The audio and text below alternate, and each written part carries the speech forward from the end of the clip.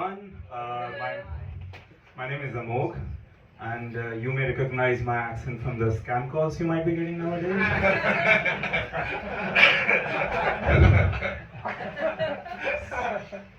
But even with this accent, I was actually scammed by another Indian, unfortunately. That was my ex-wife. Anyways, I'm from a city named Bangalore in India. It's a big city, just like London, but with much less Indians. And even lesser Indian restaurants, you know. And I always wondered what went wrong with London to have so many Indian restaurants, until I stumbled upon this thing called British food. And then it all made sense to me. Anyways, I sometimes get homesick and I want to talk to somebody from Bangalore. So all I do is call my bank's customer care.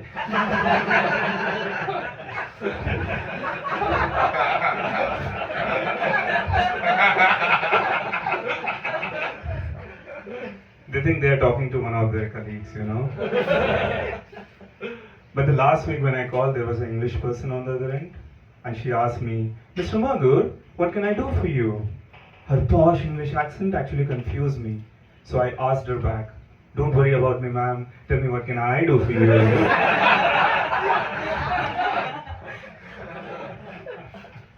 Well, she being English, she handled it well. She told me that I'm the customer and she's the service provider.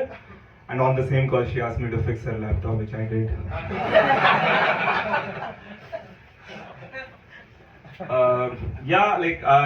I recently entered 30, 7 years back. So there is nothing much to do, so I've been dating a lot nowadays. So I met somebody through app for the first time, and for the first date I made all the preparation. You know, I booked a really fancy restaurant, I wore my lucky shirt, I put on my lucky cock ring. So she looked at me and she said, "Hello Rajesh, how are you? How was your day?" And from there on the conversation went really smoothly, except one small problem. I didn't know who the fuck was Rajesh. Well, it didn't matter because we were drinking so much. She was drinking way more than me. And it eventually led to only one thing possible. She slept with me on the very first date, you know. Should have continued sleeping, but then the waiter came and woke her up.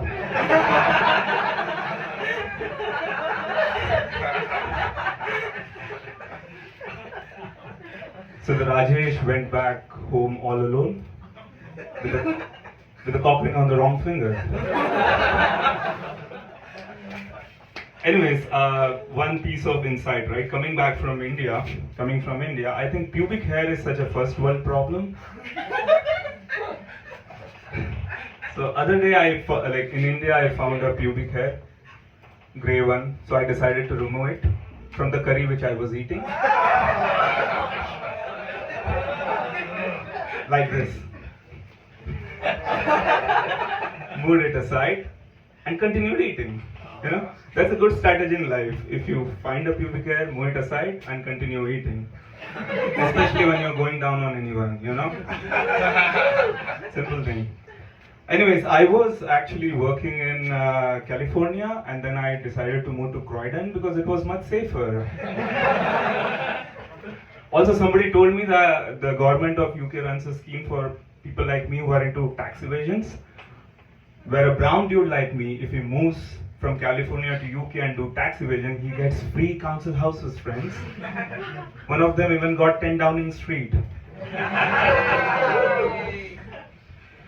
Anyways, it was difficult for me initially here to understand what people are speaking. For example, one of my English friends, he came and he told, "Amog, you're a bit harsh." What he actually meant was, "I've emotionally damaged someone for the rest of the life, you know." And when one of my friends came and told, "My day could be better, mate," what he meant was his mom just died. Whereas my American friends, they're so loud, so over the top, they can go to somebody's house, take a dump, and not care to flush twice. They just flush once, without looking back. What is floating around? You know, that's the confidence we need in life. So with that, I end my set. Thank you very much.